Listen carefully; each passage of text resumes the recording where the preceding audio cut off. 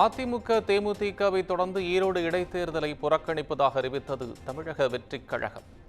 எந்த கட்சிக்கும் ஆதரவு இல்லை எனவும் திட்டவட்டம்.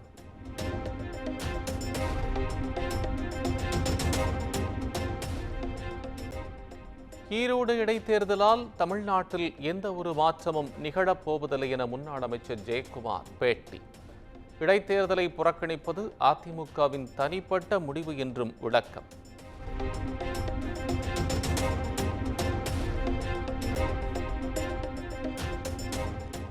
ஈரோடு கிழக்கு இடைத்தேர்தலுக்கான வேட்புமனுவை தாக்கல் செய்தார் திமுக வேட்பாளர் சந்திரகுமார். நாதாக வேட்பாளர் சீதாலட்சியம் தாக்கல் செய்த நிலையில் நாளை வேட்புமனுக்கள் மீது பரிசீலனை.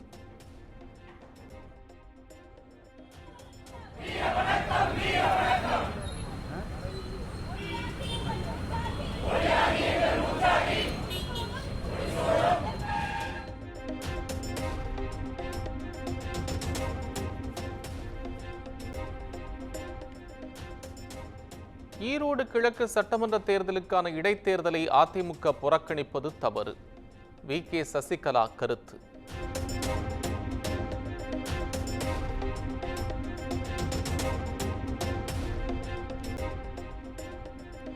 மறைந்த முன்னாள் முதலமைச்சர் எம்ஜிஆரின் 108வது பிறந்த நாள் கொண்டாட்டம்.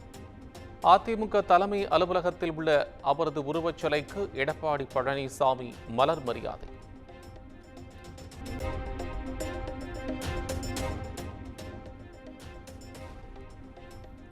ஏழைகளுக்கு அதிகாரமளிக்கவும் சிறந்த சமுதாயத்தை உருவாக்கவும் முயற்சி மேற்கொண்டவர் எம்ஜிஆர். எம்ஜிஆரின் பிறந்த நாளில் அவருக்கு அஞ்சலி செலுத்துவதாக பிரதமர் நரேந்திர மோடி எக்ஸ் தளத்தில் பதிவு. The great MGR, his governance was full of compassion toward the poor. The subjects of healthcare, education, and empowerment of women were dear to him.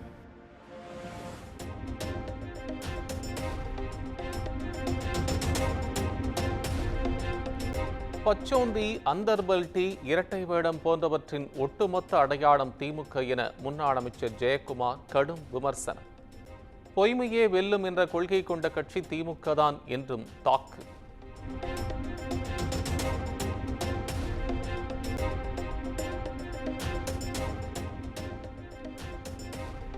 கூத்தாடி என்ற கூற்றை சுக்குநூறாக உடைத்து தமிழக அரசியலின் மையமானவர் எம்ஜிஆர். இறந்தும் வாழும் புரட்சித் தலைவருக்கு பிறந்த நாள் வணக்கம் என தாவேக தலைவர் விஜய் எக்ஸ் தளத்தில் புகழாரம்.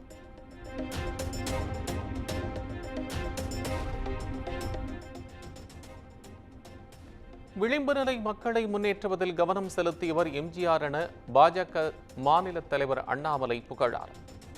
ஏழைகளின் தோழனாகவும் எளியவர்களின் விருப்பத்திற்குரியராகவும் திகழ்ந்தவர் எம்ஜிஆர் என கமல்ஹாசன் எக்ஸ் தளத்தில் பதிவு.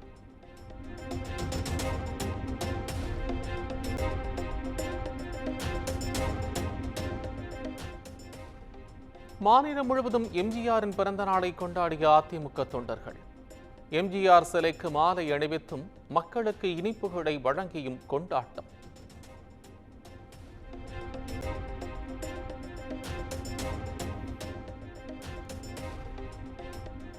தேனி மாவட்டம் ஆண்டிப்பட்டியில் எம்ஜிஆர் பிறந்த நாள் விழா போஸ்டரை கிழித்த அதிமுக நிர்வாகி.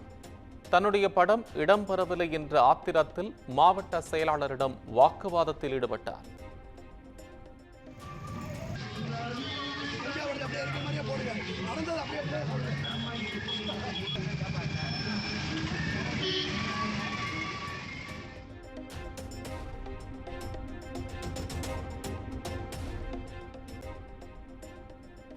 பரந்தூர் போராட்டக் குழுவினரை விஜய் சந்திக்க உள்ளதாக தகவல். சந்திப்பு நடைபெறும் இடமாக கூறப்படும் ஏகனாபுரத்தில் தேர்வு செய்யப்பட்டுள்ள நிலத்தை சீர் செய்யப்படுத்தும் பணிகள் தீவிரம்.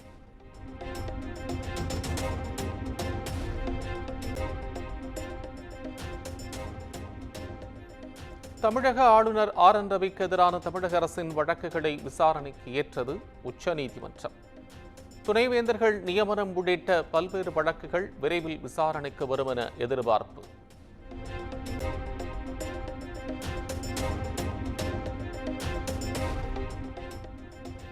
பொங்கல் முடிந்து திரும்பும் மக்களால் கிளாம்பாக்கம் பேருந்து நிலையம் அருகே கடும் போக்குவரத்து நெரிசல். திருச்சி சென்னை தேசிய நெடுஞ்சாலையில் அணிவகுத்து நிற்கும் வாகனங்களால் மக்கள் அவதி.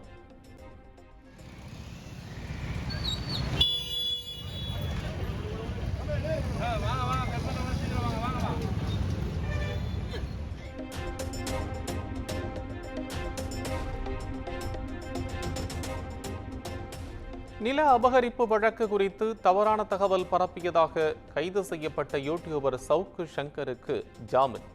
சென்னை உயர்நீதிமன்றம் உத்தரவு.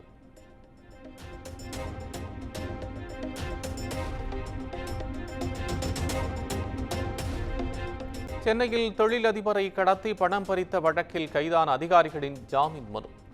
காவல்துறை பதிலளிக்க சென்னை உயர்நீதிமன்றம் உத்தரவு.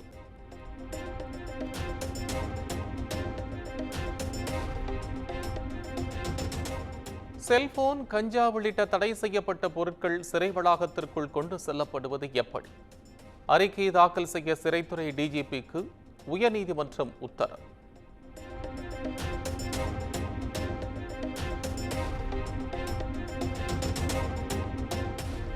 கள்ளக்குறிச்சி விஷச்சாராய மரண வழக்கில் கைதானவர்கள் ஜாமீன் கோரிய மனு. சிபிசிஐடி பதிலளிக்க சென்னை உயர்நீதிமன்றம் உத்தரவு.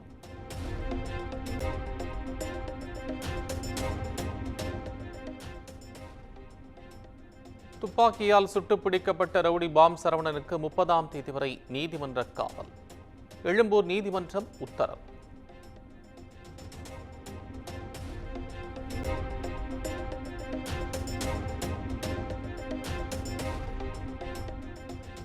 சென்னை கடற்கரை பகுதிகளில் கரை ஒதுங்கும் ஆலியுரெட்லி ஆமைகள். அடுத்தடுத்து ஆமைகள் உயிரிழந்து வருவதால் வன உயிரின ஆர்வலர்கள் அதிர்ச்சி.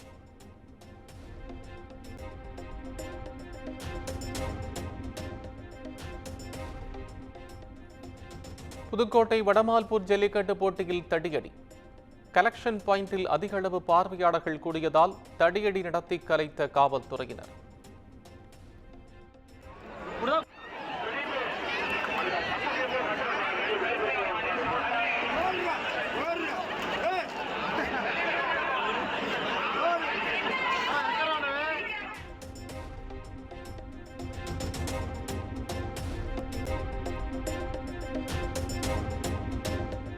திருவண்ணாமலை மாவட்டம் ஆரணியில் நிலத்தகராறில் பதியப்பட்ட வழக்கில் கைதாக மறுத்த விசிக பிரமுகர்.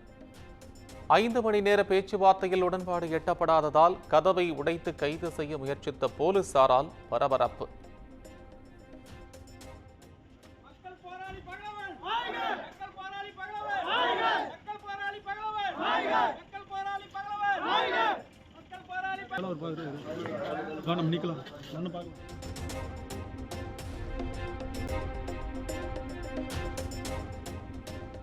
கோவையில் பயணிகளை ஏற்றிச் செல்வதில் தனியார் பேருந்துகள் இடையே போட்டி.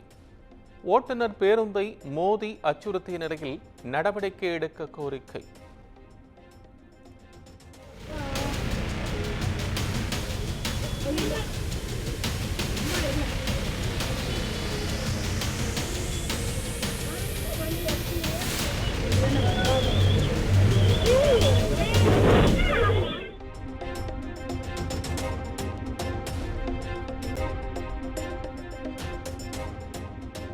திருப்பத்தூர் மாவட்டம் வெள்ளக்கோட்டை பகுதியில் எருதுவிடும் விழா கோலாகலம்.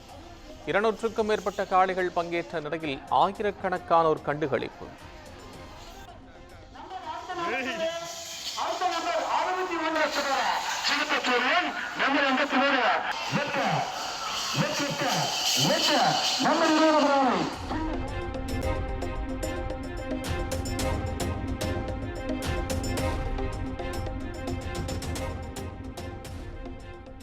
நெல்லையப்பர் கோயிலில் இசைஞானி இளையராஜா சுவாமி தரிசனம். நெல்லையில் நடைபெறும் இசை கச்சேரிக்கு வருகை தந்த நிலையில் வழிபாடு செய்தார்.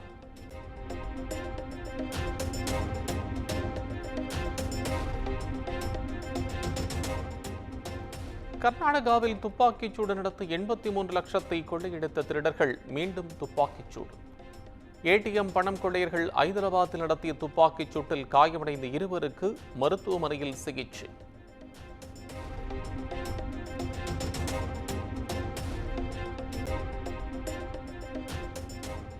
துப்பாக்கியுடன் சுற்றிய ஏடிஎம் பணக்கொள்ளையர்களில் ஒருவர் கைது. தப்பி ஓடிய இருவரை பிடிக்க போலீசார் தீவிர தேடுதல் வேட்டை.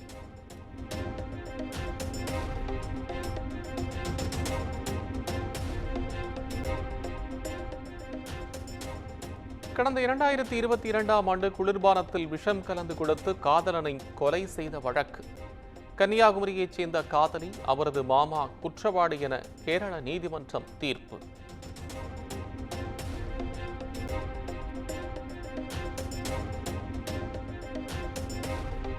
டெல்லி மெட்ரோவில் மாணவர்களுக்கு 50% சலுகை அளிக்க வேண்டும். மெட்ரோ சலுகை செலவை மாநில அரசுடன் சேர்ந்து மத்திய அரசு ஏற்க வேண்டும் என பிரதமருக்கு கேஜ்ரிவால் கடிதம்.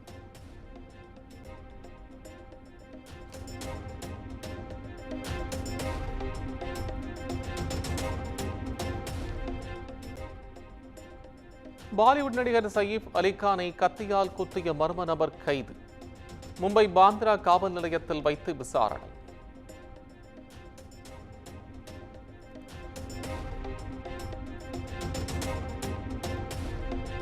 ஜம்மு காஷ்மீரின் பல்வேறு பகுதிகளில் மீண்டும் பனிப்பொழிவு அதிகரிப்பு. இமாச்சலில் பனிப்பொழிவால் போக்குவரத்து பாதிப்பு.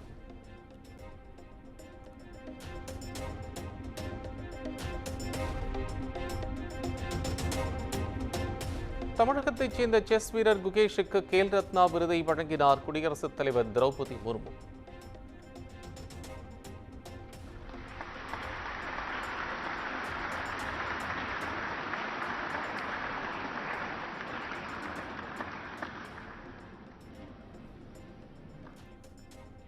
இளம் வயதில் மிக உயரிய விருதை பெற்றார் குகேஷ்.